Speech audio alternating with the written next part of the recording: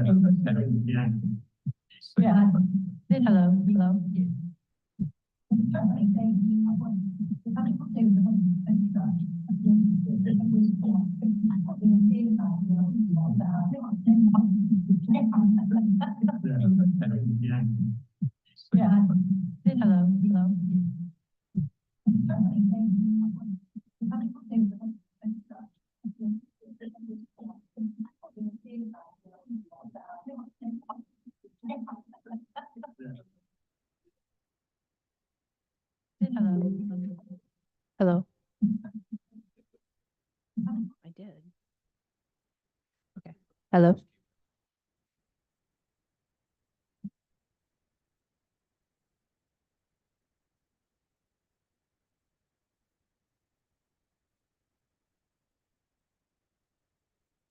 Item one, I'd like to call the March 7th, 2024 meeting to order. Will the Parks and Rec Administrative Assistant call the roll? Dolphin, Here. Via, Here. Dutile, Here. Scudder, Hacker, Here. Badla. That takes us to item 2, approval of agenda. Is there a motion to approve the agenda? I make a motion to approve the agenda. I'll second. Thank you. That was Ms. Villa and then Ms. Hucker. Excuse me. Yes, yeah. Okay, I'm having Ms. Dutile. Okay. Is there any objection to approving this? No? Seeing none, it is approved. That takes us to section 3, approval of minutes for the January 4th, 2024 regular meeting. Is there a motion to approve the January 4th, 2024? Sure, I'll make the motion to approve the minutes of January 4th. Thank you, Ms. Dutile. Is there a second? I'll second. Thank you very much.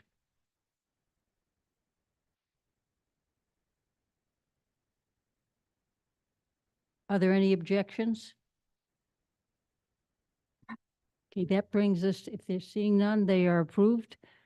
Item 4, schedule public comments and presentations. Our first presenter is Kyle Kornelis, Public Works Director, and I apologize, this is my 3rd meeting today.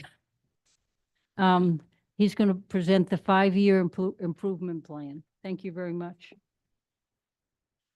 Thank you, Chair Vadla and board members. Again, yeah, my name is Kyle Kornelis. I'm the Public Works Director here at the City of Soldotna.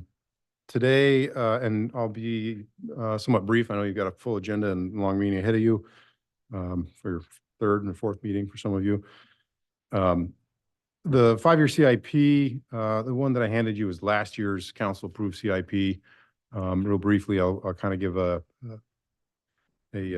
summary of what the CIP is. It's an annual long-range planning document that we put together.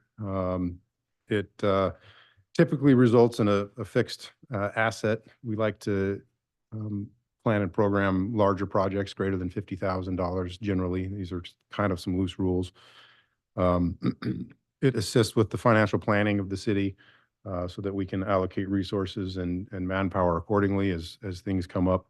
It allows for the orderly repair and replacement of equipment and assets throughout the city.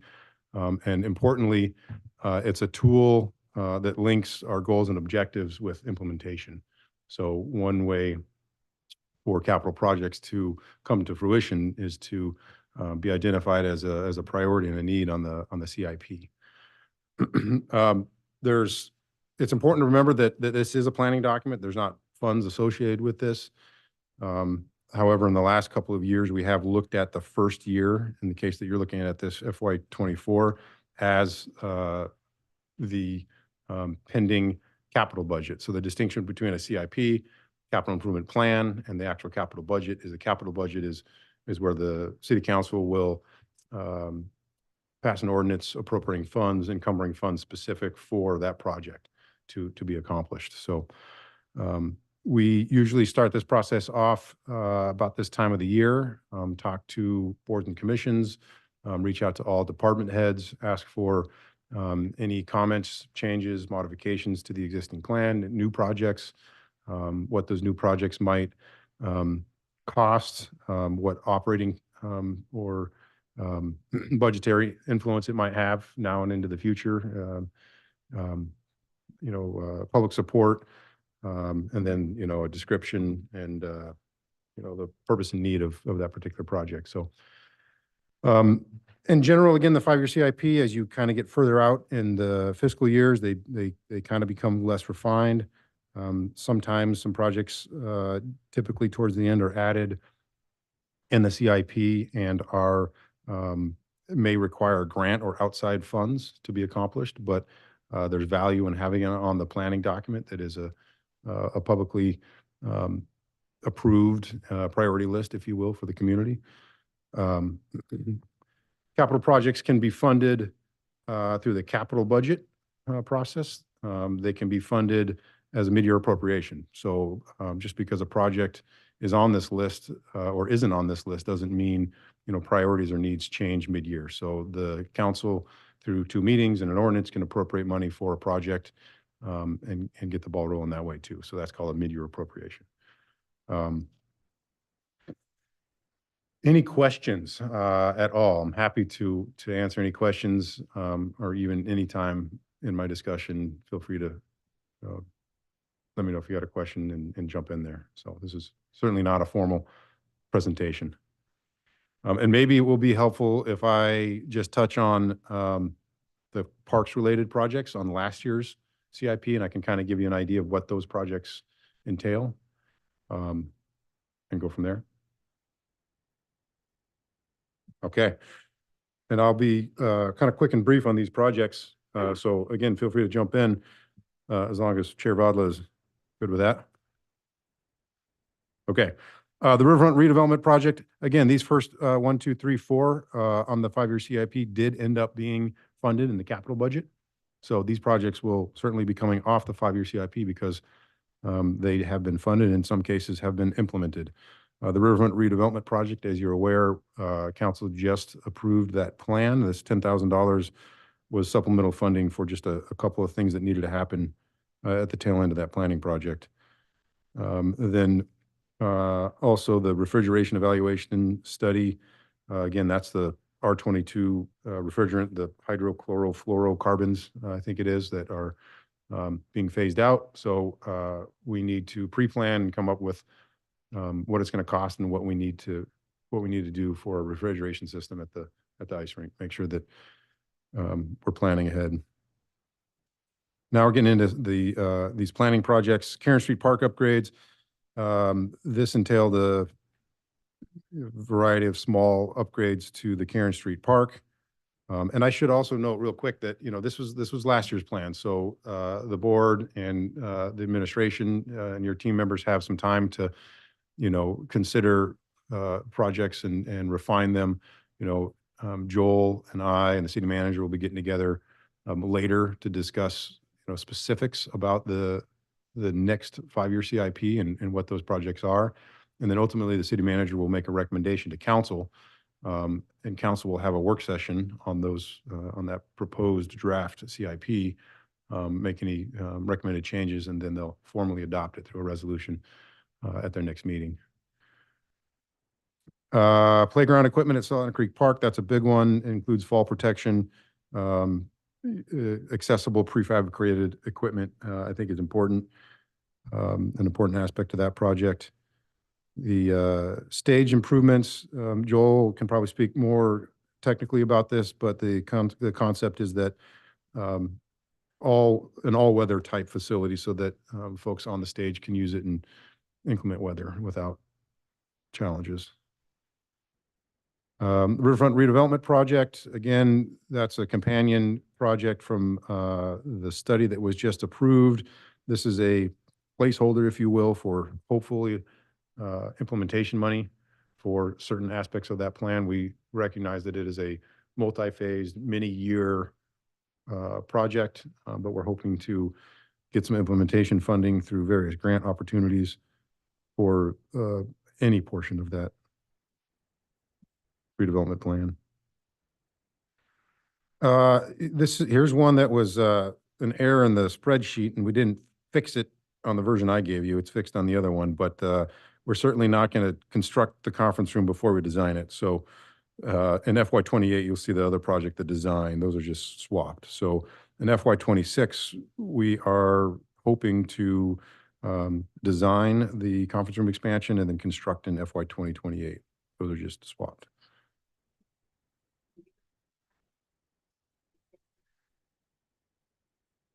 That is the placeholder for that project, yeah. And, you know, annually we revisit this plan, and I can tell you that there are certain projects that routinely slip to the next year. And a good one is coming up later, Centennial Campground Road paving. I'm pretty sure I've had that on here for a decade. And that's for many good reasons. At first, I thought there was some ample grant opportunities. Secondly, it's a project that touches across many aspects of the city. It will be great for the Parks Department. It'll be great for our campground users. It'll be great for our maintenance department, who spends a ton of time working that road, particularly if it's a wet and rainy year. So, that's one of those projects that really has a grant dependency, and we keep it on this list because we've almost funded it through grant opportunities, but not always. So it's kind of continually slipped. So my answer is right now, in June of about a year ago, we had programmed the hope to design that in FY26, but that is subject to change, obviously.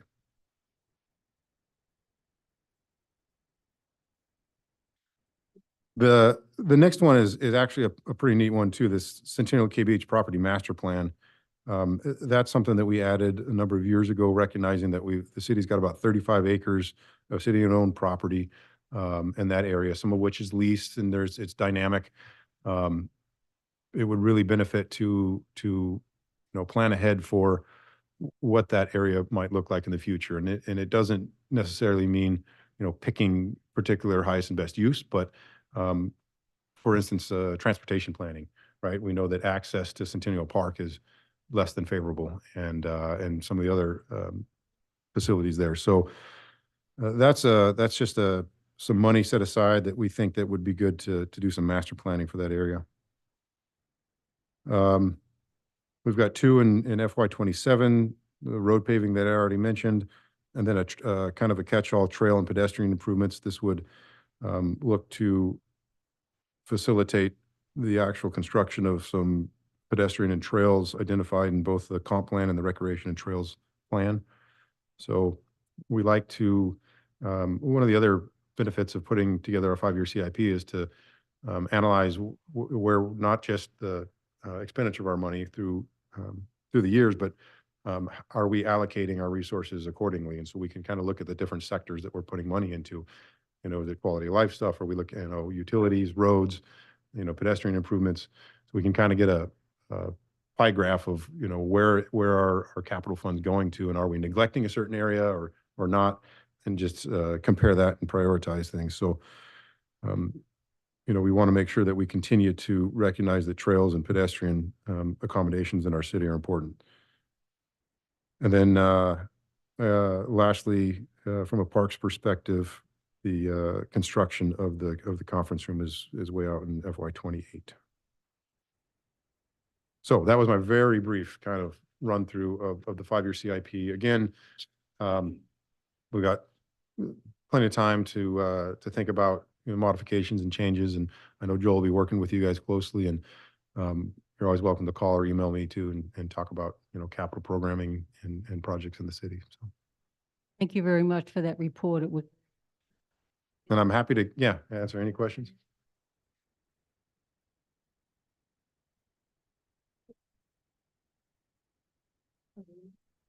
I have a couple, not Excellent. necessarily questions, but I really like that you do the due diligence and you make sure that you spend your money carefully. And the 5-year plan, I was part of those several years ago, the whole book.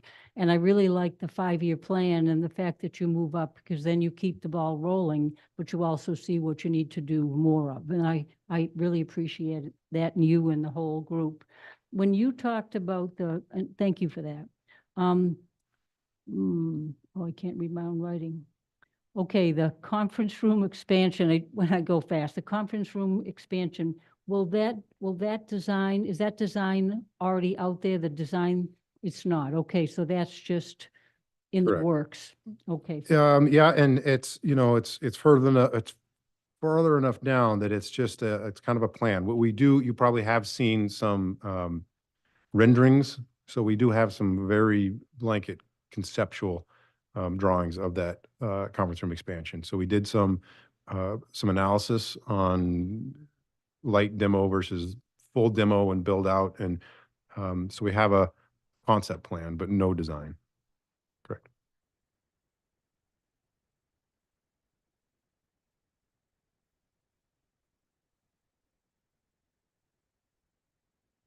Happy about the Centennial property master plan and how you're going to do some of this in 26 as well.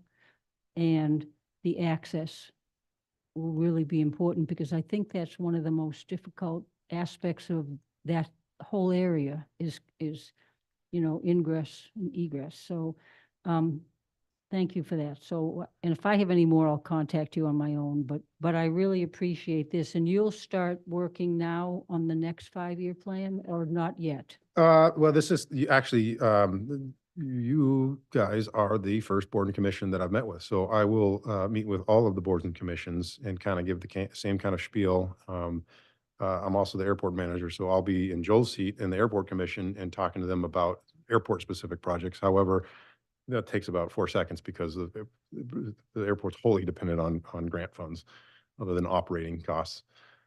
So, Joel will be analyzing these projects. What do they mean? For instance, Karen Street Park upgrades.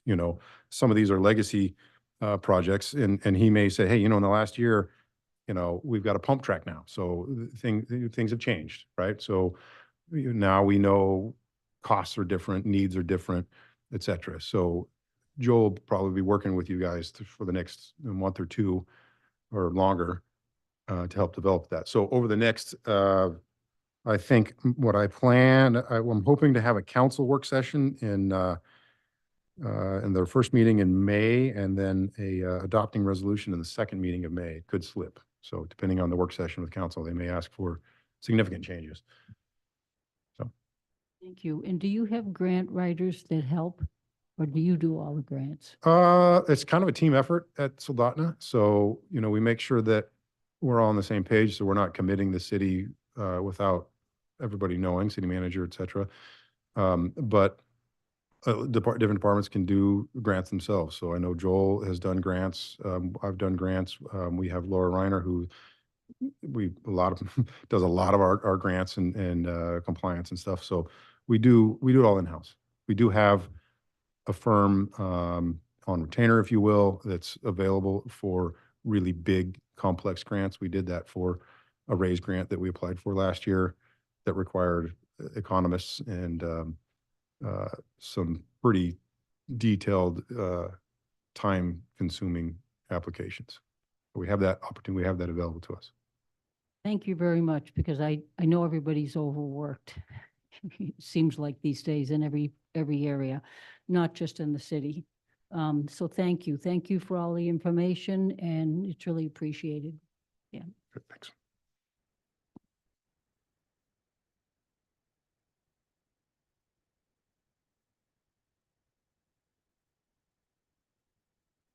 Will bring us to item 4B, Cassandra Rankin from the Kenai Peninsula District 4-H. She has a 4-H center proposal that she'd like to bring forth. Thank you.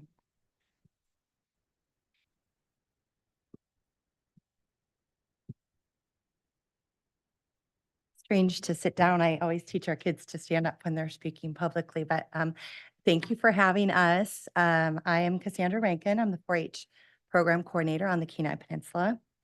And I appreciate you letting me and our youth be here tonight. They have some short words that they want to share as well. And I want to thank Joel and Michaelin and the city management team for being so supportive and encouraging of our 4-H programs over the past year, and especially in most recent months. We really appreciate working with Parks and Rec. It's been a joy. I brought 5 youth with me tonight, and I realized today that I've been involved with these 5 over the course of their whole 4-H career, since they were brand new 4-Hers. Among this small representation of the whole of our 4-H youth, we're looking at a group of young people who are currently farmers, musicians, mathematicians, authors, athletes, laborers, first aid providers, leaders, business people, community servants, and 4-H champions. Soon, they'll join the ranks of esteemed 4-H alumni, many of whom have gone on in our community to become members of our nation's armed forces, veterinarians, emergency medical dispatchers, oil field workers, livestock producers, scientists, dental hygienists, doctors, lawyers, local business owners, and some of our most champion 4-H supporters. 4-H has a long history in our nation, here in Alaska, on the Kenai, and across the world. As the largest youth organization in our nation, 4-H empowers 6 million youth with skills to lead for a lifetime. 4-H has an often used hashtag, and it's 4-H grows here. 4-H does grow here, and since 2021, here has meant right here in Soldotna. In 2020, the Soldotna City Council enthusiastically supported the massive, decades-long dream of KP4H to host their annual exhibition here in Soldotna city limits, and they embraced the long-term vision that KP4H had for this event. They well understood the potential impact an event like this would have on the community and on our peninsula. City Council graciously provided the Sports Center rent-free for 2 years to help KP4H get our event called the Ag Expo off the ground. And during 2 very shaky COVID years, we did just that. And then seeing the exponential growth and enthusiasm for that event in those 2 short years, KP4H secured funds to pay their own way for 2 more years of Ag Expo. Our youth wanted to stay here.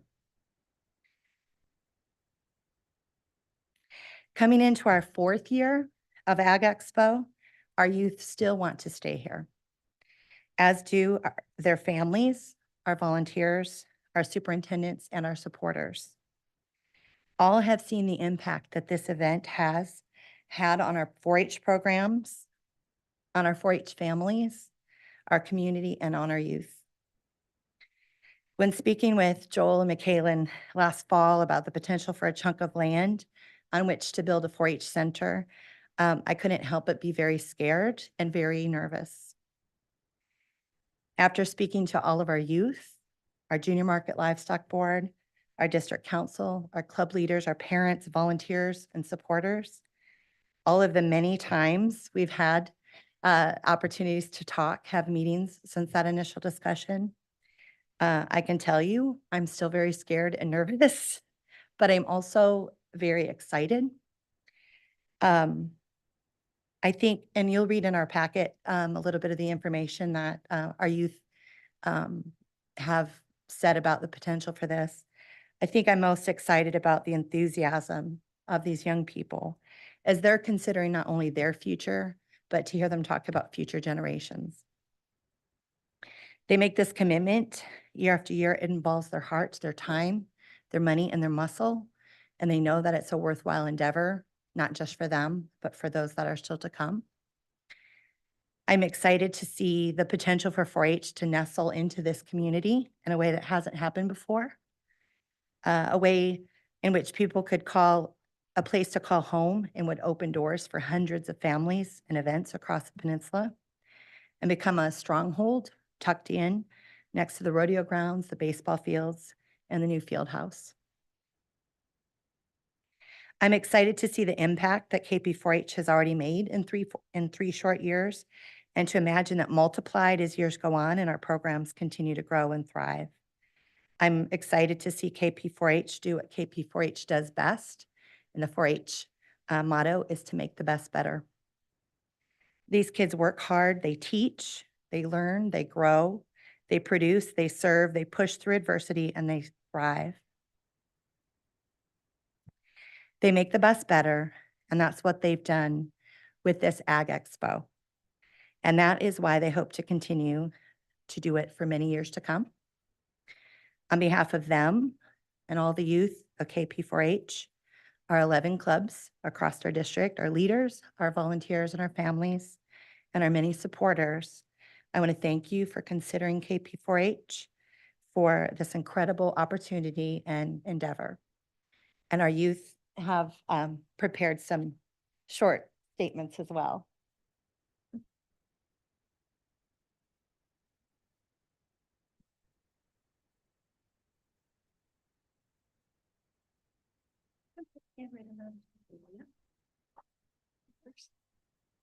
My name is Shinlon Tanner. I'm 16 years old and I've been in 4-H for 7 years. I've been homeschooled for my whole life, and because of this, joining 4-H was my first opportunity to really make friends and find others with similar interests. 4-H made a profound impact on who I have become today. And throughout the years, I've realized that it's not just a place for those with agricultural interests. It is a place for all who want to pursue their extracurricular passions in a fun environment that encourages responsibility, teamwork, learning, and growth. Having seen the challenges we have faced in the past with finding a place for activities and equipment, I believe that a permanent 4-H headquarters in Soldotna would create many possibilities in hosting our own events, building facilities, and creating a place for young people like all of us to grow according to our interests, both now and in future generations. Thank you. Hi, my name is Abriella Werner. I'm 17 and a senior at Soldotna High School. I've been in 4-H for 12 years and I've been selling pigs for 9 years. This is my last year of 4-H and junior market livestock. I have been to every single Kenai Peninsula JML auction since I was born. That's right. My older siblings did 4-H, and as a result, I haven't missed an auction since. I think back fondly to showing rabbits at the fair and decorating my animals' posters with stickers when I was younger. As I started marketing swine, I encountered many problems, which I received generous help with from my family and the wonderful 4-H community. I had many successes as well, which were celebrated by the very same people. In my years of 4-H, I have earned enough money from selling animals to pay for an entire year of college with those funds alone. With the other money I have saved up, and if I continue working, I will be able to graduate without debt. I don't know what this means to you, but 4-H has given me so much confidence in my future and the drive to pursue college. I get to meet this next step with excitement instead of apprehension because of everything I have learned and earned from 4-H. Having a permanent home for 4-H in Soldotna will give many more kids the same opportunity to be able to raise animals, learn to manage money, and gain confidence in their own abilities. Thank you. Hello, my name is Levi Rankin. I am 15 years old and I've been doing 4-H for 9 years. No, sorry, 11. I've been doing JML for 9 years. I have sold poultry for that entire time. And one thing that I've noticed throughout all of my years of 4-H is overcrowdedness.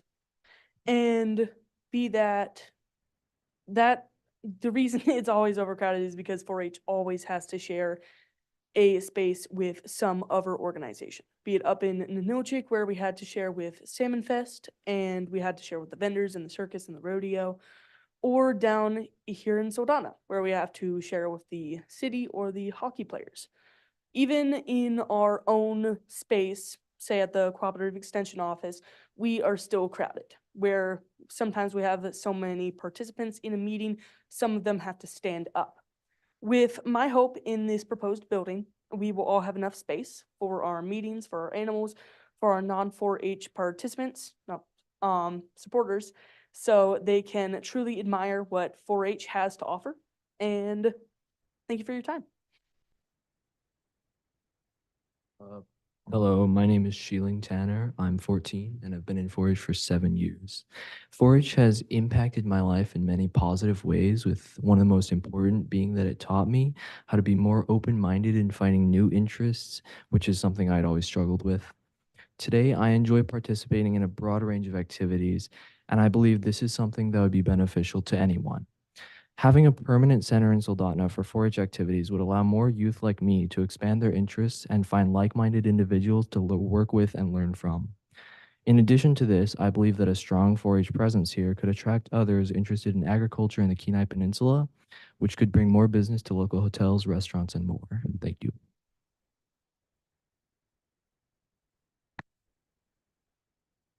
Hi, my name is Ella Rankin. I've been in 4-H for about 13 years now. I have shown both large and small stock for about that long, and I've bred and raised my own market lambs for about 9 years.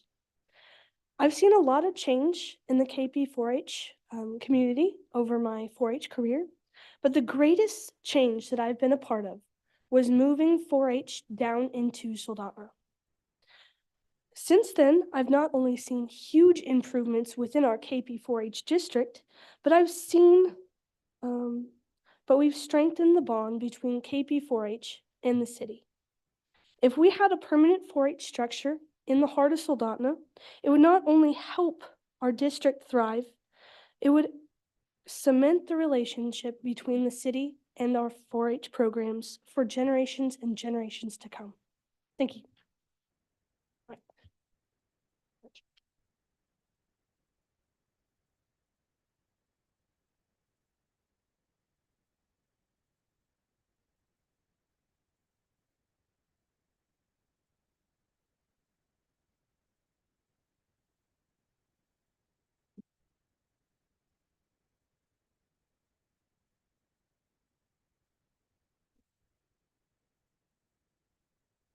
Are there any questions from the committee members? I'm sorry, I do have a Just- question. First, I'd like to make a comment that was absolutely amazing. You guys are awesome. I really appreciate from your perspective, because that's what it really all comes down to, is giving youth an opportunity in our community that's limited. I did want to say, ask a question. Where did you move from? So we have been at the Kenai Peninsula Fair since, we don't have an exact date, late 70s, early 80s. Okay. And we have a very strong history and heritage with the fair. Most of the buildings on the fairgrounds were built by our 4-H families over the years.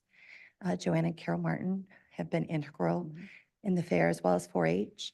During COVID, the fair was closed. And we, all 4-H auctions were going to a digital format across the country.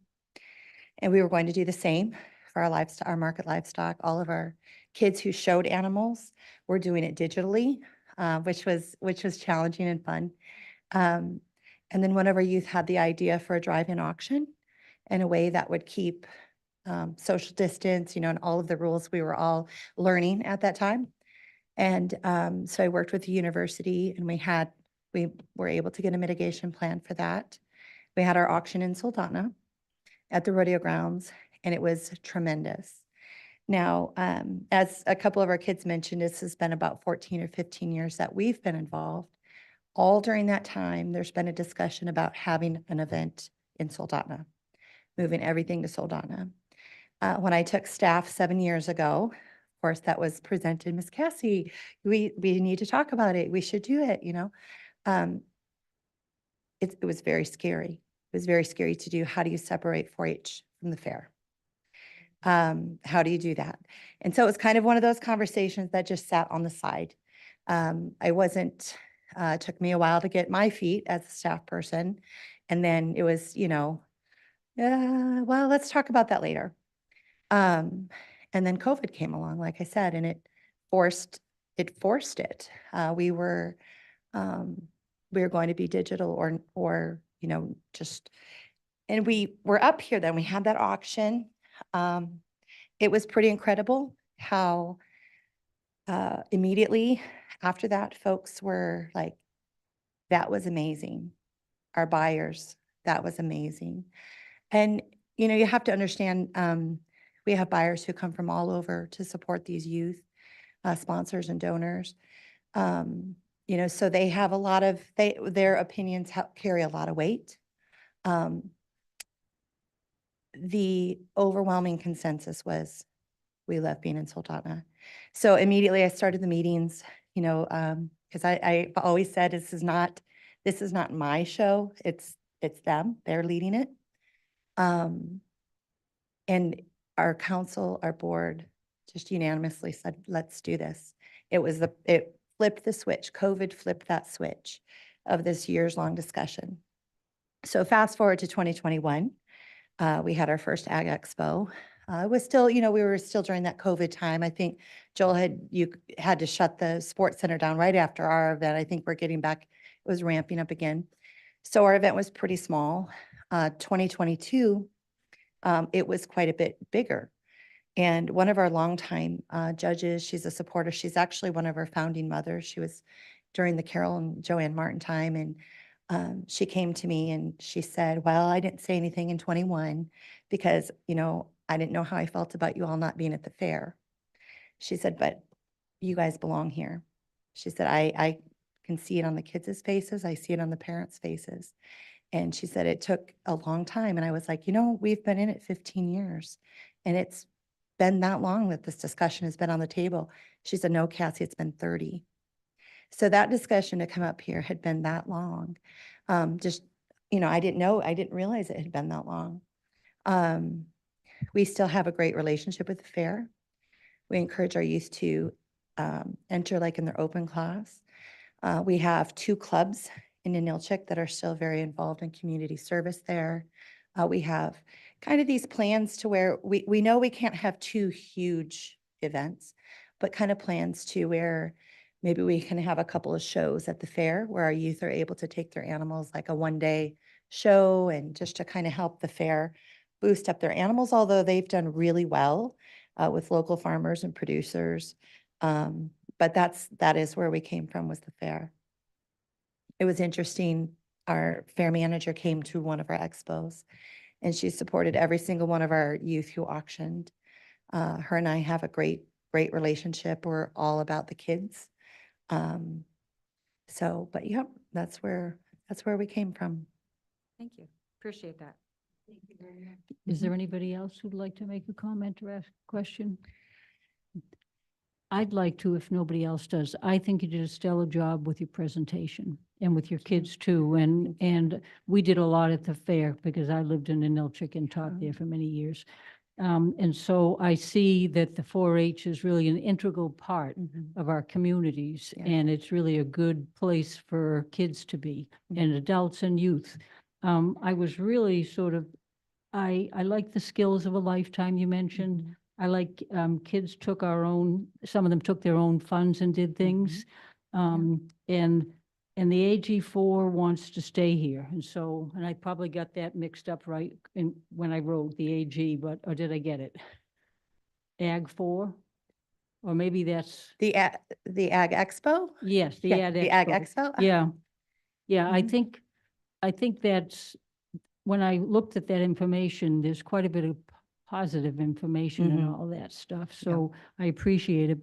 And I didn't catch all the kids' names, and I'm probably I think I won't mess them up. I'll just say number 1, 2, 3, 4. I think, are you Etienne? No, not even close, huh? All right. So I really like that you talked about the passion and the growth that you have and a place for you to grow and and have more passion. So, and Abigail, I think it was. Gabriella? Okay, I'm not saying any more names. Thank I've been in meetings all day, like I said, and I have a bad ear. The fact that you save so much money and that you work so hard for that is pretty monumental. And I think that's what 4-H does. And I mean, there are lots of opportunities to do that in different ways, maybe in different clubs, but you guys do it really well. And the next person, number 3. You didn't like the overcrowdedness, and I agree with that down there because I attended many of those events all my life down there. And I think you have things that you need to do, and the space will give you those additional opportunities. And you won't have to share so much space. And I thought I had your name, but I'm not going to try it.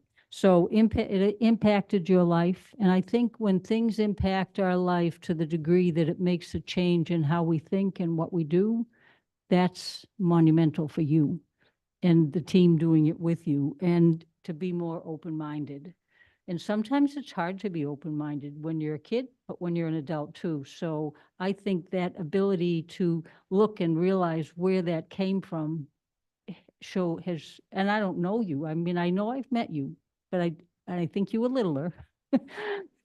Yep, yeah. So, and the fact that you bred and raised those lambs and did so well with all that and had the ability and how it changed you. You said it was one of the greatest things that changed you. And so thank you. And thank you. you. Yeah, appreciate it. So, and I need to stop talking. I'm limited and they I'm proud of them too. I'm proud of them too. Thanks for letting us be here. Do I just turn this off? Turn yours back. will turn mine back on and hers goes off. Okay. Okay. So that brings us to item number 5, action items. Oh, that's right, the 4.3. Where did we write that? Oh, you wrote it in the wrong. Public comments. Are there any additional public comments? Okay. Okay, give me 1 second. I gotta get the timer going. You don't really need it, Shelby. I won't worry about Okay. Yes, yes.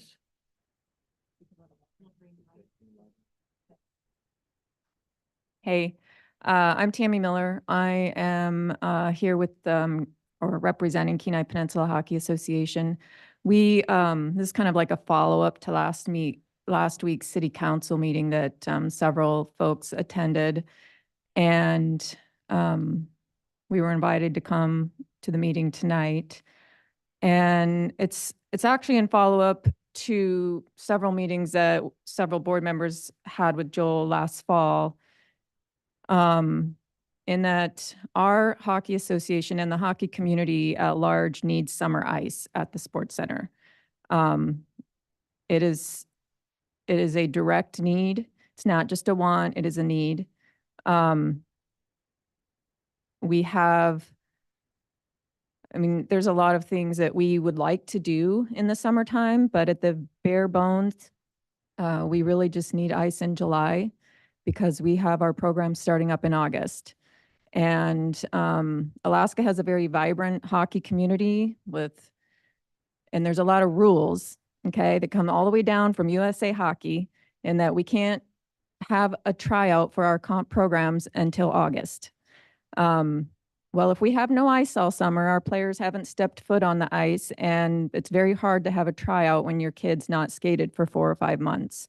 So that ends up kind of making it difficult. Some people can afford to go to Anchorage or to other parts of the state or to outside of Alaska to get their kids competitive ice time, but some people can't, and so their kids suffer and end up having to step on the ice for the first time at their tryouts. We as a program, we have a lot of ideas and a lot of things that we want to do, and if we can get the ice in July, we will fill it. You know, like we will buy as much ice as we can, and we will be able to give the families and the kids a place at home to do what they do. I don't know, when I talked to Joel before, it was strictly about, or I won't say strictly, primarily about staffing in July, because I know it's very busy. The parks are crazy. The campgrounds are crazy. All my kids have worked for the city and for Joel. So I know what it's like. I know what they go through. But, I feel like with adequate time, solutions can be figured out. I just don't feel like the right amount of time has been put forth towards this problem. Like, I just feel like this is a problem that can be solved, especially if we're just talking about 1 month of extra ice. Eventually, yes, we want the ice to be year round. That is our ultimate goal. But for this year, we really need the ice in July. So I don't know that this board is the right format, or if it's just our KPHA board and Joel working together more. But we're just here to make sure you all understand the need. And, hopefully we can get a working group going to make that happen, because we're willing to pay for the ice. We're willing to help do whatever needs to be done to make it happen. We have a very strong board, and it's made up of a lot of workhorses that do a lot of work. So I'll leave it at that. And we have a couple other board members that would like to talk as well. Thank you very much, Ms. Miller. Hello, I'm Blake Larson. I've grown up in this community. I am the player development board member for KPHA. And as you guys know, there's been the city of Soldotna, or the sports center, is hosting the state tournament for high school. And I thought that was very successful this year. And so I did pretty well. I have a young kid, along with Keegan, who's going to talk next. And what we're finding is the elite level teams are the kids that have opportunities for ice more year round. My kid loves soccer. He wants to do that, but he also wants to focus on hockey. So to develop those players would be good to have it local versus going to Anchorage. Everyone knows of people that send their kids to Anchorage.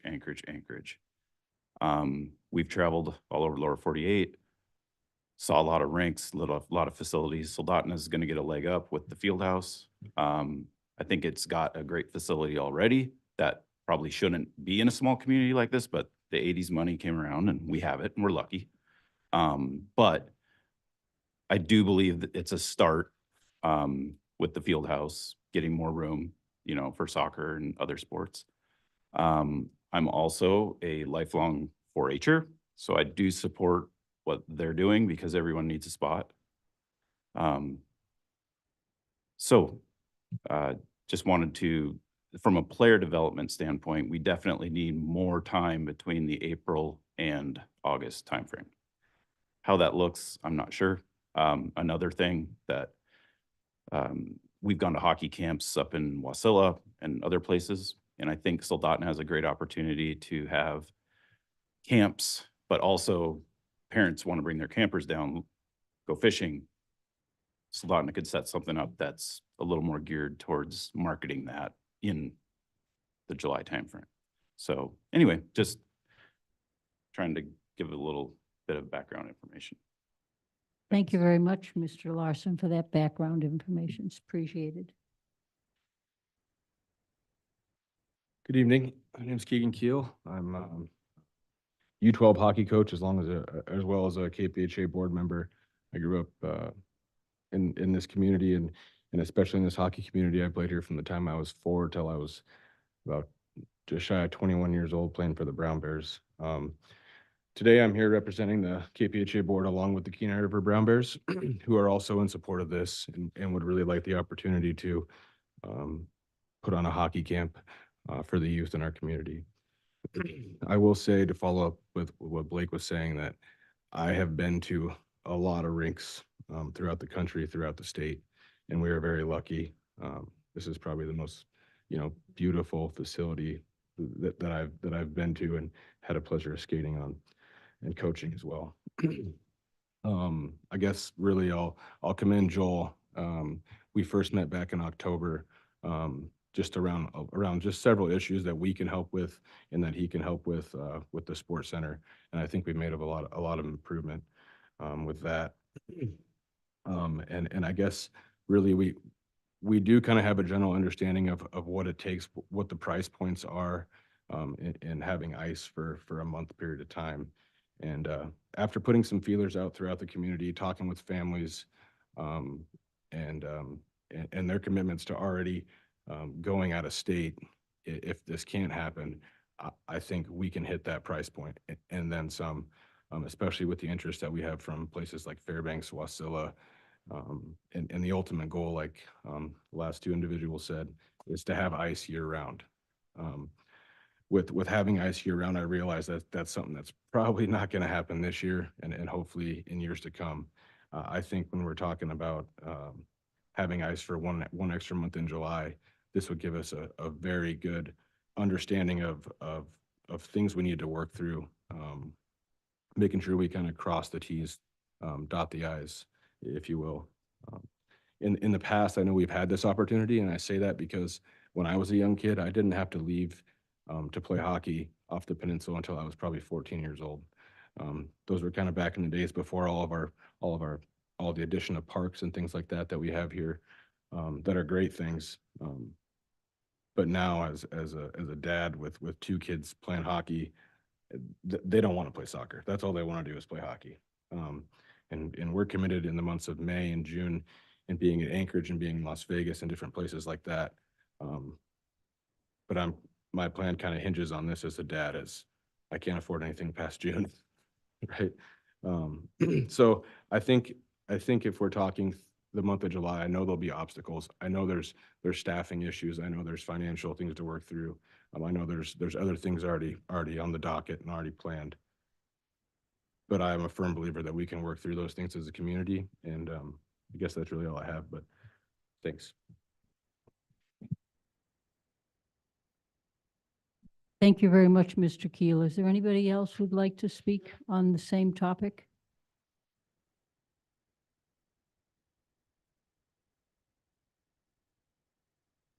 Is there anybody else that wants to speak or share on any other topic? Seeing none, we will go ahead and close public comments, and that will take us to the vote. We have an action item, the 4-H Youth Facility Project.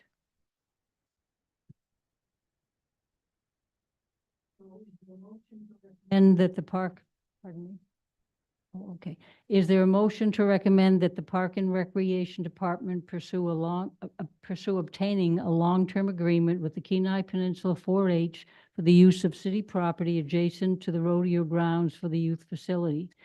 May I have a motion, please? I'd like to make that motion. Thank you very much, Ms. Dutile. Oh, gosh, I'm mixing everybody's last name today. Ms. Hawker? I'll second that. Thank you. And then I would like to, is there any opposition to that? Seeing none, that is approved. And I'd like to have a report from let's talk about the report. Mr. Todd. Yes, I didn't forget you. So this, the information that's in your guys' packet highlights a little bit about the 4-H the facility, the youth facility concept, and what it could do for our community, and how it aligns with our master plan.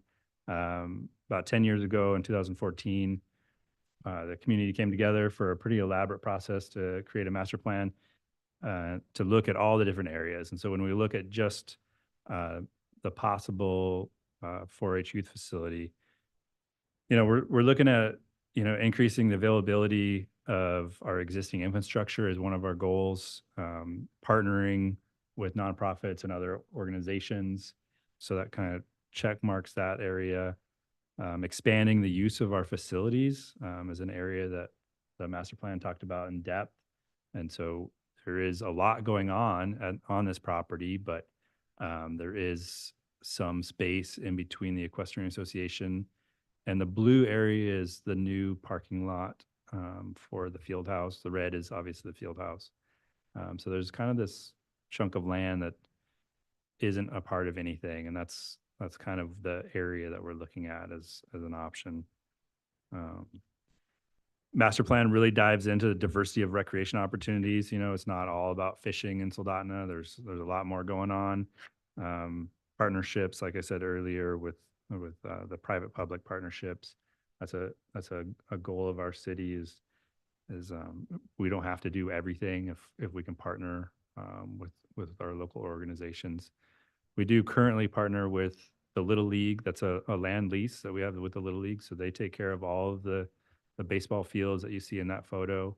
And also the Equestrian Association takes care of the rodeo grounds. So any sort of maintenance and upkeep that's needed, watering of things, taking care of the facilities. So we already have kind of a model in place in this area, so that, you know, we could explore a land lease with the 4-H organization for their facility. There's a lot of we're going to have to involve a lot of our legal team to figure out exactly how to make this work. But I think we have a few examples already in place that we can learn from and see if it's possible. And then obviously any sort of economic engine, that's a big part of what we do. And so if we can have events in this facility that brings people from all over the peninsula to hang out and camp and spend a couple of dollars, that's a great asset for us. There might be a question of, well, why do we need another event space if we already have the field house going in? But this space is really could be for, you know, it basically it's a heated barn in theory, and so it could be the type of event that wouldn't be able to go into the field house. We're probably not going to bring the cows and pigs into the field house. You know, we could have the potential like dog shows in there. We could, you know, you could show, there's, I don't know, if you're an event space, you know how many dog groups there are out there that do all sorts of weird dog things. But there's also, you know, the race car thing is kind of taken off. So you're looking at these sort of type of activities and groups. Archery is another one that comes up oftentimes where they don't have a home in the rink. They're not going to really have a home in the field house. And so this could be another asset for our community where some of these things could happen. So I think it's kind of a cool idea. We've been talking about it for a while. And the proposal is really for me to dive into the weeds and see if this is even possible, and see what it would take. And we've already met internally a few times with the city. And so we wanted to bring it to the board and see if you guys had any thoughts or questions. Thank you very much, Mr. Todd. Are there any thoughts or questions regarding this going forward? I would Ms. say Duke, to the director, dive in. Yeah.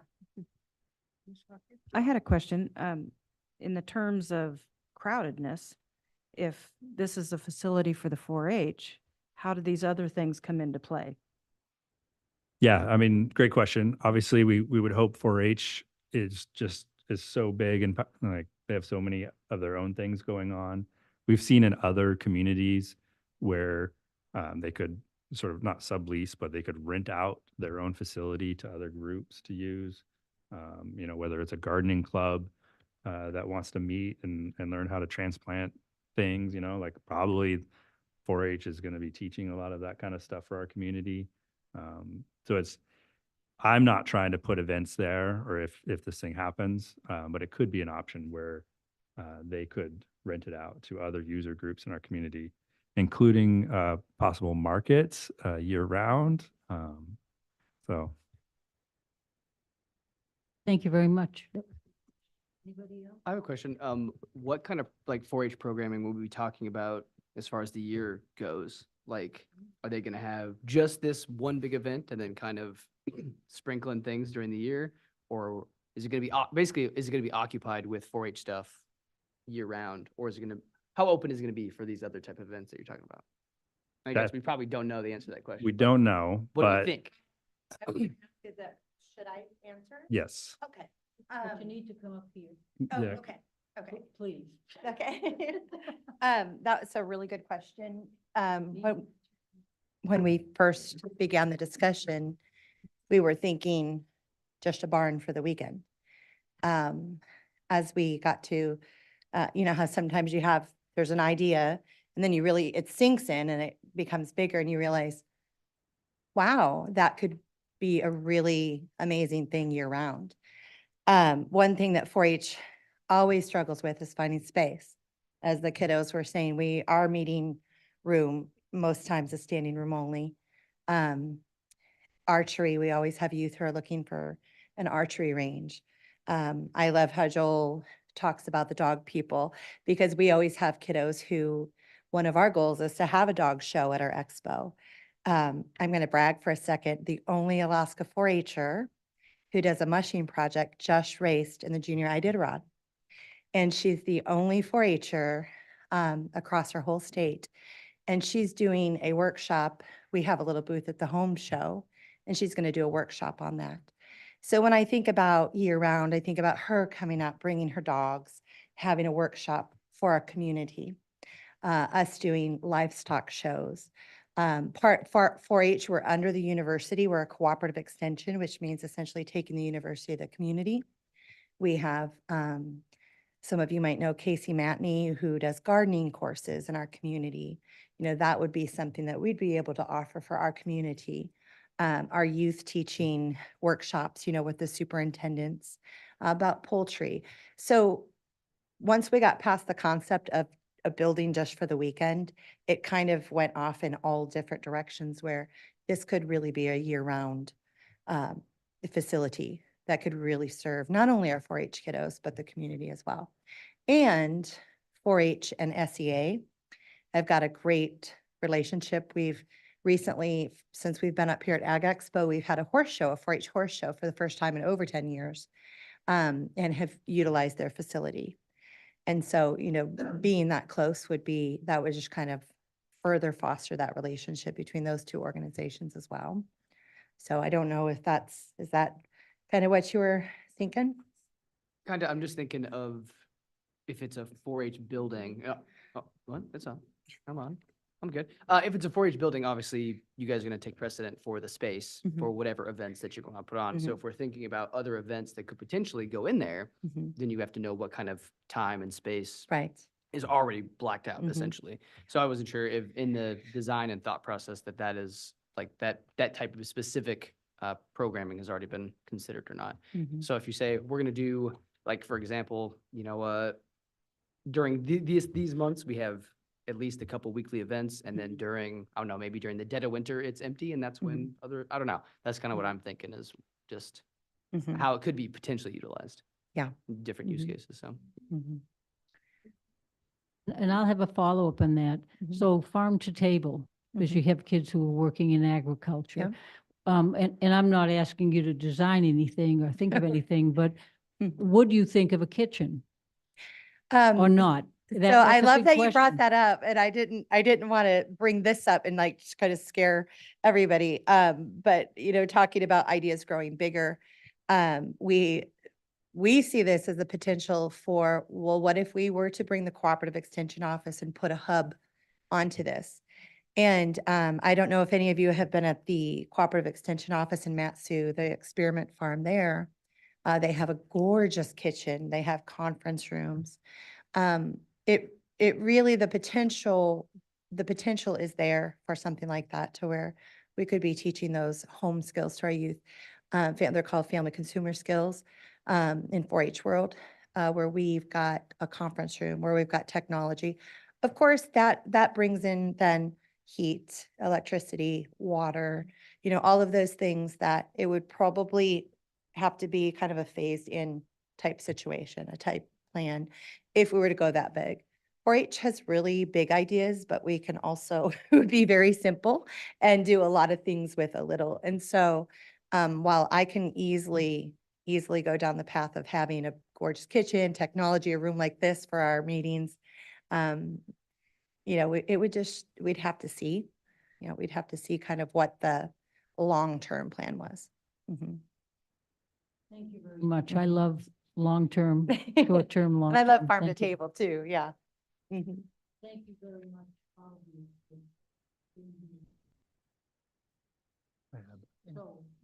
Yeah. In your packet too is a letter from the Lions Club that I found in the dark depths of the archives. Andrew Carmichael was here for 30 years, so the archive is Gotta keep that up. covered in dust. But it's great. The Lions Club back in '79 proposed essentially the same concept, 8,000 square foot hall adjacent to the rodeo grounds for the community. I don't know the history. It wasn't a city proposal. The Lions proposed it. They actually did a ton of work back in the day on a lot of these projects. But when looking at the map, like literally like where they thought to put it is like 10 feet away from where Cassie thinks it would be a good spot too. So I just thought that was really cool. That it's been around. This concept has been around for a very long time. So that's all I have. Thank you very much. So is there are there any other comments from members on the board? Did you have a comment? No? Okay. Yep. Thank you. If there's no further discussion, I'd like to call for the vote. Dolphin, Yes. Via, Big yes. Dutile, yes. Hocker, Absolutely. and Vadla. You got second, absolutely. Okay, thank you. Okay, that takes us to, thank you very much. That takes us to action item 5B, Soldotna Field House Design. Is there a motion to approve the Soldotna Field House design? I have a motion. Yeah, I'll make that motion. Okay, thank you, Luke. I'd like to second that, please. Okay, thank you very much, Connie.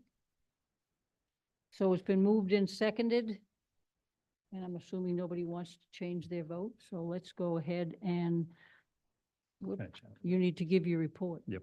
Please. So we talked about this at length last time. We took your guys' ideas and suggestions back to the city team, and then also with the architect firm that we've been working on for the final sort of design and colors. We fought for some things harder than others, and got to a place that I think fits with what you guys were thinking and what we're thinking. We brought the Kenai River blue or the teal color into the facility, into the handrails. The photo, it doesn't exactly look like the right color. It's a little bit darker of a teal. Staying with the wood court design. The bathrooms, we did decide to just stay with the blue and orange on the wall and the floor. That was the architect assured me over and over and over again that this was a good idea. And I was like, okay, you're a professional. I will trust you. So we went with that. And then the two other areas was the beams. We talked about a darker beam or a lighter beam, and we kind of met in the middle with this sort of gray color. It still provides some contrast with a lot of the white, but gives it a little bit of something else. And then the track color, it was kind of a blue-gray, and we just were advocating for a two-tone blue and kind of with that river theme. Like if you're walking on the track upstairs, it'll be kind of like you're walking on the Kenai River, which will be kind of a cool visual. So nothing drastic, but just wanted to bring this back to you guys and just kind of share with where we ended up with. We haven't finished the sound attenuation panels. That's the acoustic panels. So there's still some dialogue with that. That's something that the city of Soldotna will purchase and install ourselves once the building is complete. And there was something else, but I don't remember. So But I'm pretty happy. I think we got to a good spot. Thank you very much, Mr. Todd. That will open the board to discussion if anybody has any questions or comments. Nobody does? Okay, I'm going to be really silly here. I'd like the boys' bathroom to be orange and the girls to be the turquoise. I'm going back, all the girls felt that way. You know, so I'm just saying that nice feng shui. Okay. Duly noted. I second that. Is there any other discussion? Okay, that will take us to a call for the vote, please. Okay, Dolphin, Yes. Via, Yes. Dutile, Yes. Hacker, Yes. and Vadla. Yes, Okay, that's everybody. Thank you. thank you very much. So that will bring us to reports by the Parks and Rec Director, please. All right, so I don't have a usual report. I'm just going to talk about summer ice. The hockey community was great. It came out to the council meeting last week, and then we invited them here to kind of share what their thoughts and needs are. And then I just wanted to highlight a few things that from a Parks and Rec perspective and kind of where we're at, and kind of where this future could, how would we get to the July ice? I think that's the $1 million question. And I think we've got a plan in place. The current plan that we've been kind of working on for the past couple of years is to get events out of the ice rink. That's a big hurdle that we've had. August has historically been event season in there with several large events. And so if we could get them into their own homes, whether it's a 4-H facility or the field house, then that would free up a lot of logistics for my crew. Last year, when we got kind of told that Kenai was no longer able to provide summer ice and that it was either no ice or Soldotna figures it out, me and Andrew went round and round and round and how to make this work. We knew we had to do it. We just had to figure out how to do it, what was the best way to pull it off. When we put those insulated floors down for an event on top of the ice, that's 532 panels of insulated flooring. It takes 2 humans to move each one of these. Last year we did it twice. We put them down and up for the 4-H, and then we put them down and up for the classic and soup supper, which is kind of a combined in the same week. It's not ideal for my team. It's not very ideal for the events. It's not very ideal for the hockey crew.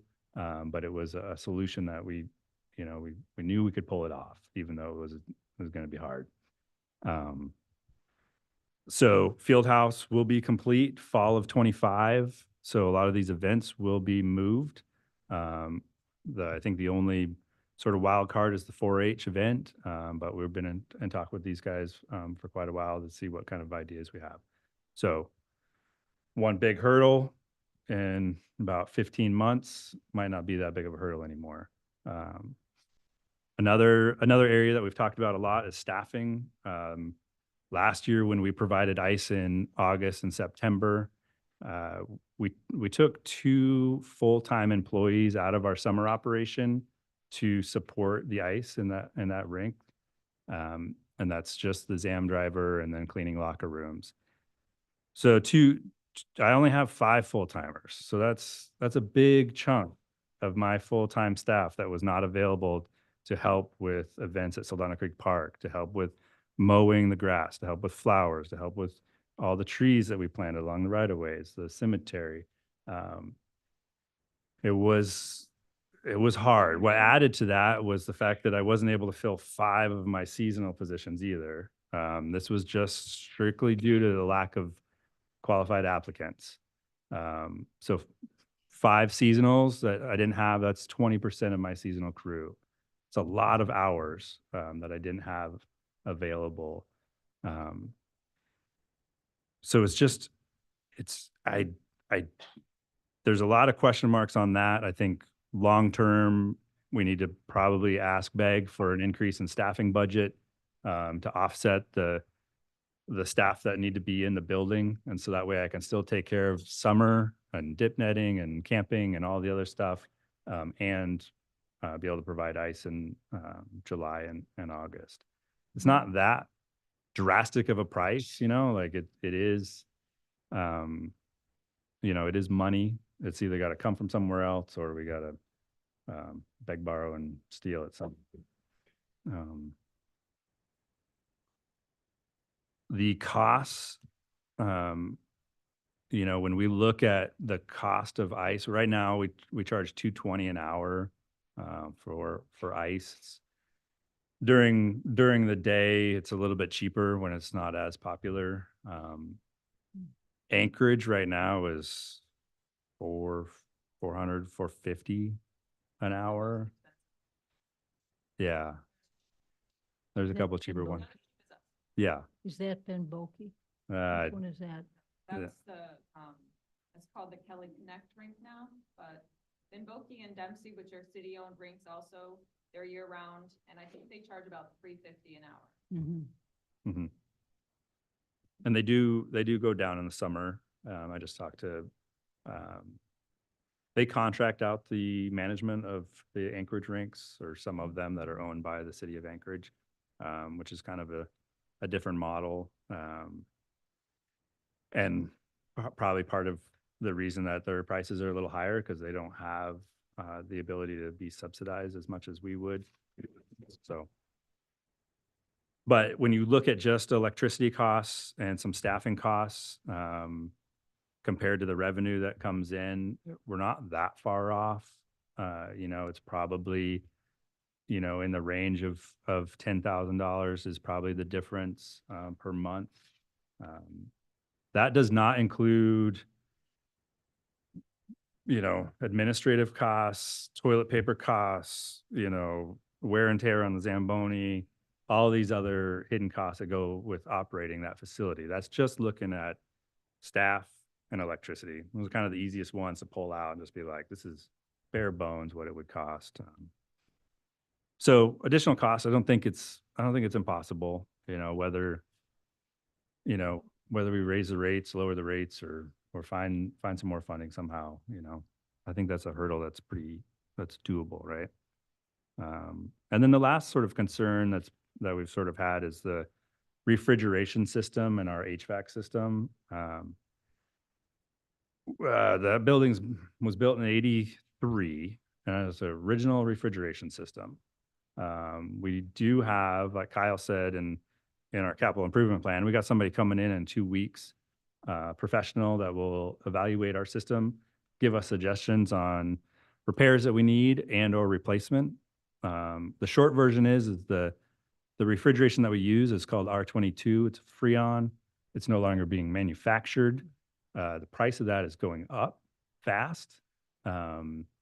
We were holding out a little bit longer than other rinks to see if there was a different version of R22, like a synthetic type, like oatmeal milk or almond milk, something that looks the same, but yeah. So, well, that really hasn't panned out. A lot of rinks are going with CO2 or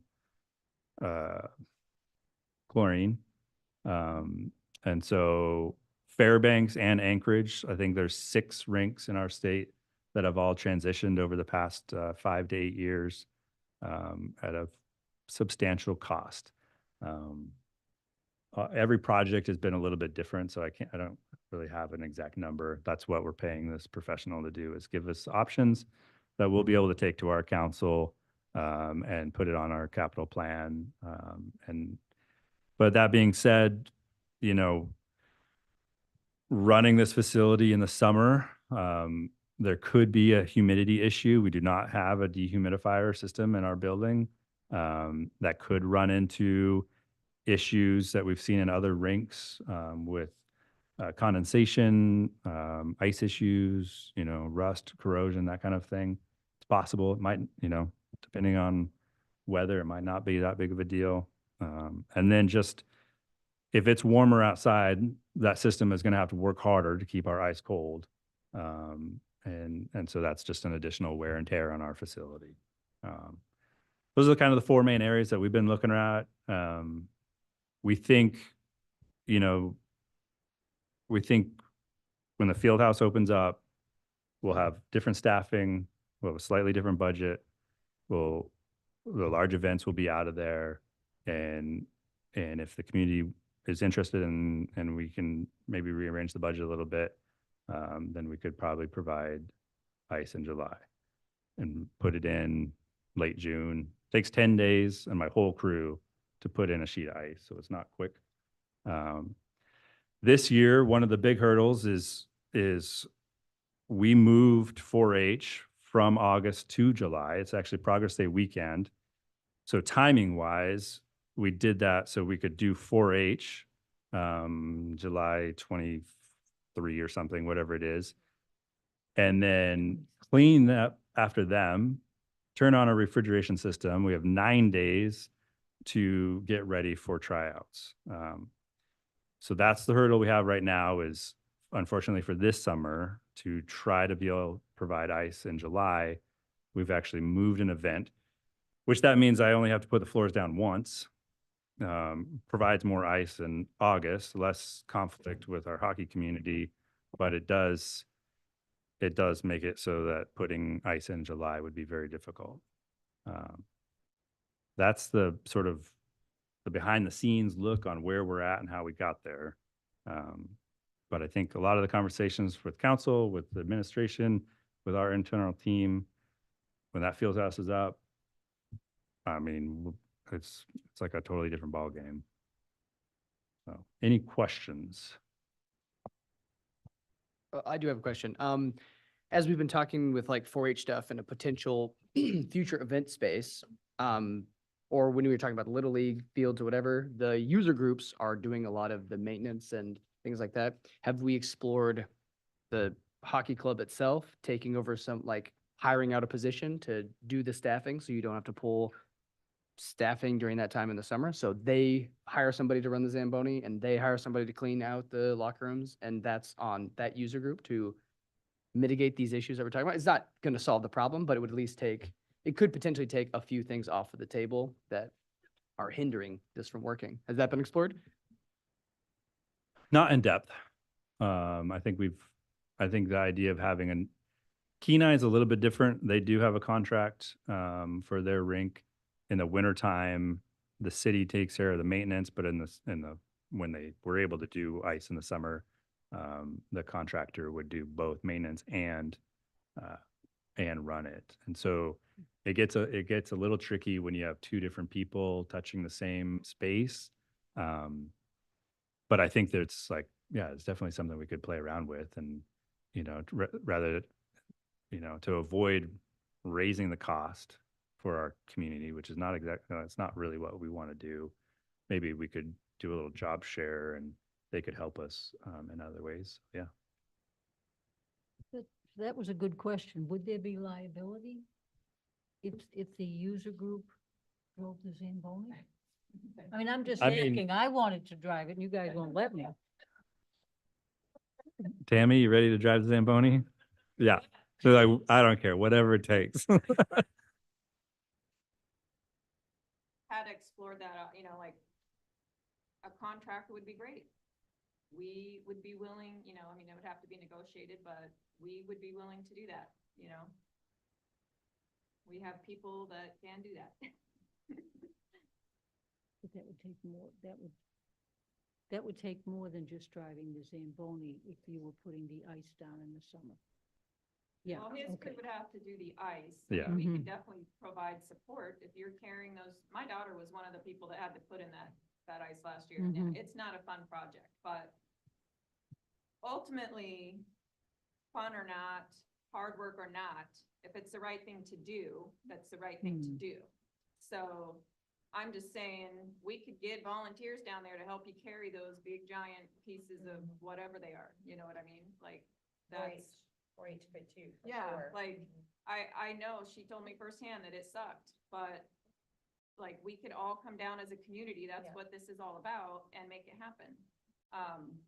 Because it's that important to us. So we have over 300 members, plus grandparents and aunts and uncles. So You know, we have a huge hockey family, that would be there if just called upon. I will say I've been run organizations that rely heavily on volunteers for a long-term solution that generally is not a great place to place your eggs in the basket. From what I'm hearing from what Joel's saying, it seems very difficult to near impossible for this to happen this July.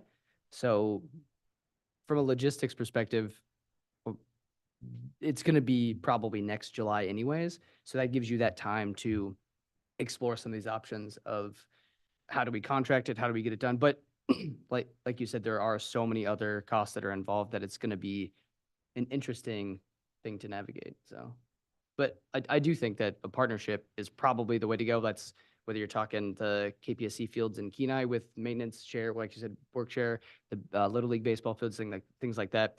The difference of all those, though, is that this is not, while it is primarily a hockey facility, it's not just a hockey facility as you're talking. It's the regional sports complex. It's not the Soldotna hockey rink, right? So there are all these other events and other user groups that are going to use this space, have things on the calendar. So it becomes a very difficult thing to manage when every sport, every organization, every youth thing that happens in this community right now, especially when we can't go outside, we are all fighting for the same small sliver of space and time that we can have. And while I'm a sports guy, I would love hockey as much as possible. Would that come at the cost of the 4-H event? Would that come at the cost of the home show? Like all these other things that potentially could happen. So it becomes a difficult thing to navigate politically. I don't think it's that difficult if you're just asking for 4 weeks of ice. And if you can get the volunteers to put the plywood or whatever they are down. I think it's the other things that it's the other things that go with 4 weeks of ice. It's like we said, electricity, all these other things. It's other events being moved. It's not, if it was just ice, then it'd be It would just be that weekend that we put the boards down. That's what we're saying. That's what the boards are for, is so that they can come in and then you pick them up and then it's ice again.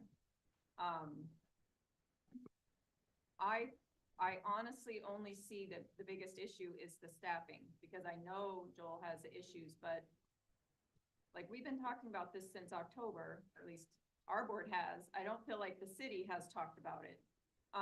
We've been asking for it, we asked for it, and we didn't really get anywhere, and so that's why we're here now. But the point should be is, up there. we are willing to pay what needs to pay. We are willing to provide volunteers for however that can help. And with anything, anywhere, if you pay the right amount of money, you can get the right amount of help. So if you offer a 2-month job to one of your workers or to one of your summer workers or to anybody to work for more money, you'll get somebody in the rink to work for you. So all I'm saying is if you really go, I'm not saying you didn't look for people last year, because you did, but your hands were tied with what you have and what you've always hired. And there's the workforce out there doesn't want to work. I get that. But when you offer more money, you get more applicants, right? So hopefully if we could pay more and get more qualified applicants, like I know both my kids would work the rink in a heartbeat. They'd much rather work the rink than out in the parks, because it's raining out in the parks and you have to clean bathrooms out in the parks. So they'd much rather work in the rink. So I'm just saying it's actually a pretty good gig to work in the rink. But anyway, I do appreciate everybody's conversation and talking about it and understanding that it is something we really do need now, not next year. Are there scheduled items on the site that would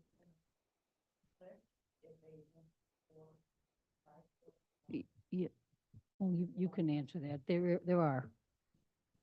Yeah, I mean, there's like one event in July that we would have to work around. Staffing, my budget is set in stone in theory. I mean, sometimes there's ways to ask for more funds. You know, the cost, that could be something that's negotiated. So in the grand scheme of things, anything's possible. But like Eric talks about, and I think we all understand, there's a lot of moving pieces and parts and a lot of people that want access to that facility. And we're trying to find a way to make everybody happy-ish, nobody gets exactly what they want. And we didn't plan on this. Kenai had been providing ice for a long time. And so it was, like Kyle talks about, we talk about with our master plan, we plan really far in advance. The city government doesn't move quickly very often. Sometimes they do. So. Well, and not to interrupt, but I know we've talked about this before, Jill, but when 4-H shows up, they're a mighty force. And, we're that floor going down, and I know that's just a small part of what you have to consider, but we always want to be good neighbors and good helpers. And so if it came down to where you just need extra muscle, that would be something that 4-H would love to help with as well. Yeah. Cool. I appreciate everybody's sharing ideas and concepts, and we'll bring it back to probably the city team and kind of just digest it and see if there's a way to make it happen, and then communicate that. There isn't any action items for this. It was just an open dialogue that we wanted to have with our hockey community. Thank you, Mr. Todd. And I'll just follow up with that. I think you made a really good point, Eric. Mr. Dolphin, and I think there's so much on the docket in the summertime, and there's so much going on in July, and it's been established that you guys want to be there, and so that work, there's so many things to look at when you go forward with something, the liability, the time, the money, the space, everything. So there's a lot to look at in a short period of time. This is already March. So I think that has to be left up to your team and how you go forward, because that everybody knows what July and August is like in Soldotna. So I'm going to leave that there, and that'll take us to my report. And I actually have a really short one. I attended the Mini and Me that our wonderful McKaylin does, and it's for Mini Me, mothers and their babies, and the grandmothers can go too, and it's really fun. And she talked about what's going to happen this summer. This summer for the Parks and Rec and everybody is going to be crazy, because they're starting to sort of not really shut the field house down, but they need to have a new place for events there. And so she's thinking about lots of things, and I'll let her tell that someday, not me. But due to the field house renovation, things will look differently this summer. So I like to do everything. My husband plays hockey, so I like to go to hockey games. My daughter was in all types of things down at Ilchik Fairgrounds. And so there are so many activities, but there's only so much you can do with what you have. So that's what I just wanted to say, because I think Mr. Dolphin brought up a good point. So I appreciate that. So, and then I'd like to just I can't thank everybody who came, because I can't remember all the names, but I wanted to thank Kyle Kornelis for his updates. He's always really thorough on those, and he has things down pat. And I'd like to thank also you, Ms. Rankin, for bringing the kids up and for this process that you put forward. I think was really put forward nicely. And I'd like to thank all the people who came and testified tonight. They're not here. Some of them have needed probably to go home, but so going forward, we all live in the same area and on the same peninsula, and I'm really happy that we have so many places that we can do things. And Mr. Todd, thank you for all the stuff you put together, and my partner in crime over here too, Shelby. Thank you. And that brings us to the city manager report.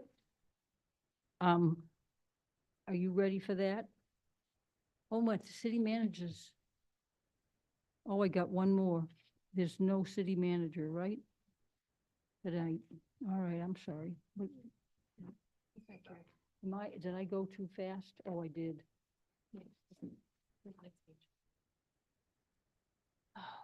Okay. Okay, that takes us to item 3 in this area, council comments, ex officio council member, Mr. Chilson. Thank you, Chair Bob. I'll try to be brief tonight. Just kind of a brief update on some of the ongoings of City Council in the last month or so.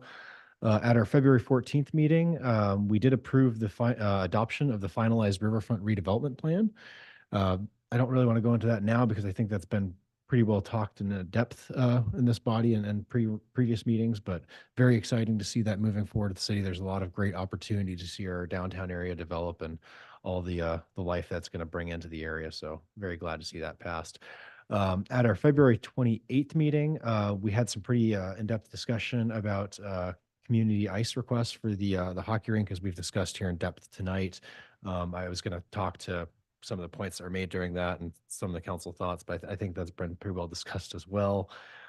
Additionally, that evening, we passed Ordinance 2024-005, where we accepted a $450,000 grant from the Rasmussen Foundation, which we'll be putting towards the construction of the field house. And lastly, we had a lot of discussion about the Whistle Hill Special Assessment District and extending city utilities up there. And ultimately came to a decision to support a development agreement on that, where the city will be funding 25% of that project costs up to $100,000. And that's out of a $1.1 billion project to extend sewer a quarter mile. So very expensive. That's all I have, fairly brief. I'd be happy to stand for any questions from the body. Are there any questions from anybody?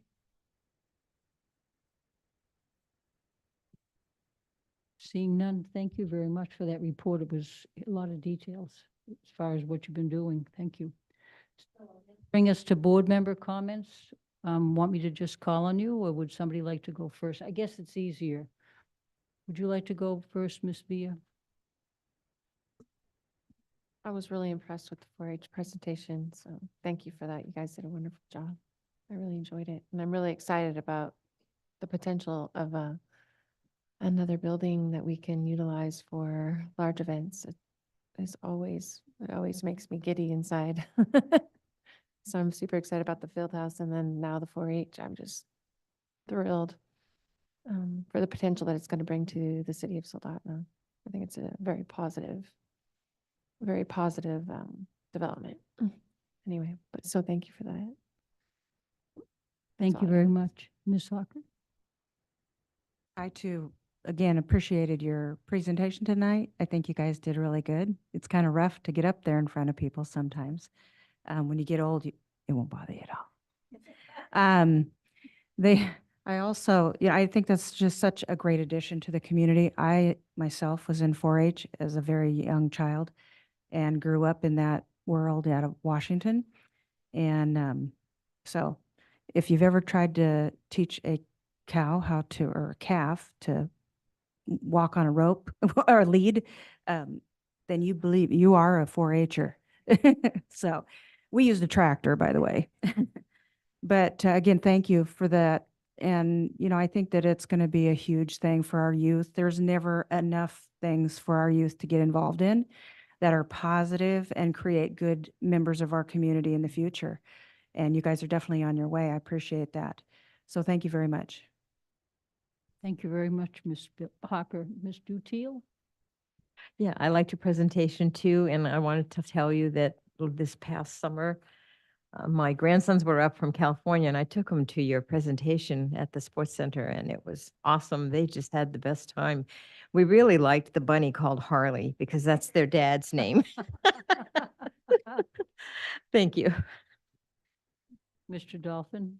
Yeah, I share in the excitement. I think one kind of interesting idea that I was thinking through as all these presentations kind of happen is kind of the transformation of that sports complex area, like looking toward the future when you think about having the sports center, the field house, potentially this 4-H or adjacent space, the baseball fields, the rodeo grounds, like it's going to become like theoretically a nice jewel of an area. So when you come to Soldotna, that's likely going to be a place you're going to see the proximity to the river. And I'm looking through the master plan of pedestrian walkways and riverfront development. In my mind, living here, this is very exciting because it's going to be a crazy cool place to go. No matter what event or what thing you're going to do, to be able to go like, oh, we're going to go see a soccer game and then walk down by the river and maybe I'll throw a lot. Like, you have just so many options.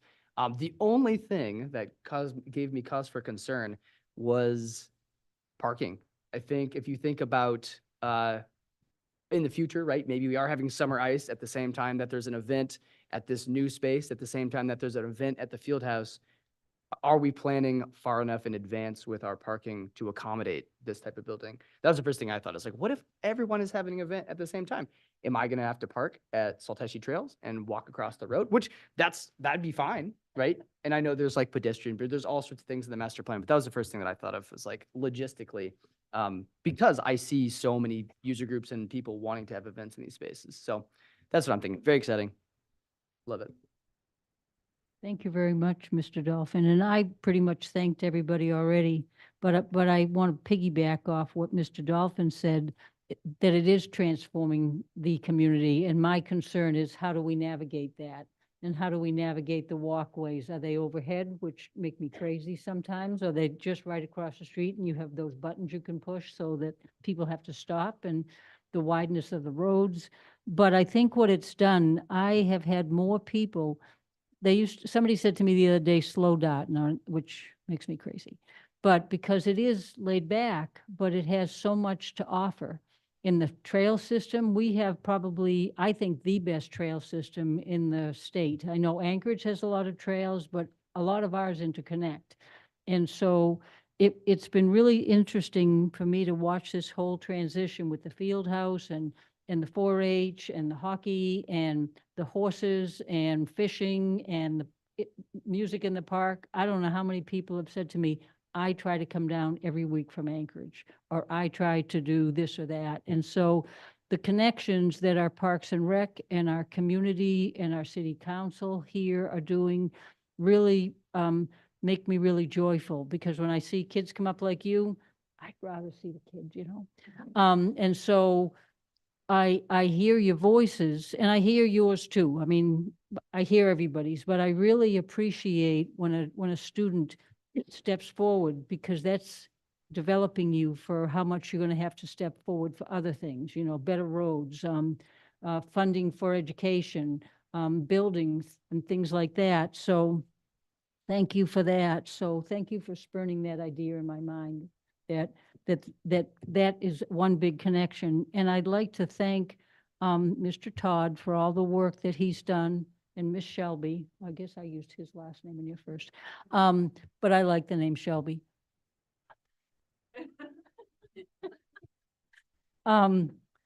So I really appreciate that.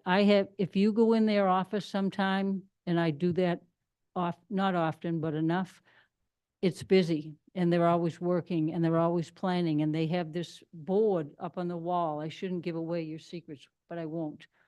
So I was overwhelmed. I didn't say anything that day. It was recently, and I'm thinking, they did all that, and they're going to do this next, and then this next, and they have the whole year planned out. And it's wonderful, and I know that's the way you do things, but to see it so accurate and organized and makes my heart, I mean, we've done a lot I've been on this committee a long time, and we've done a lot in the last 10 or 15 years, and to do improvements. And so thank you for coming. Thank you for what you do, and thank you guys. And this was supposed to be part of my director's report. I just got a phone call with DOT yesterday.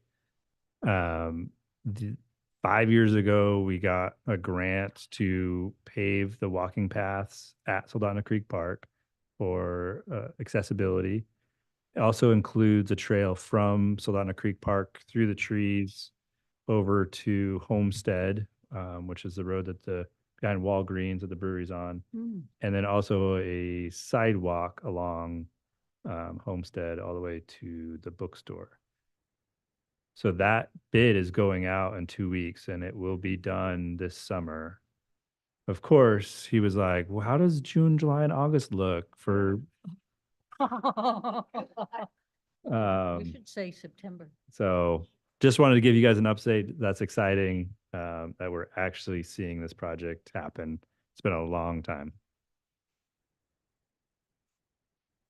Okay, if there are no other comments, we will adjourn at 7:15 PM, 7:13 PM. Thank you very much.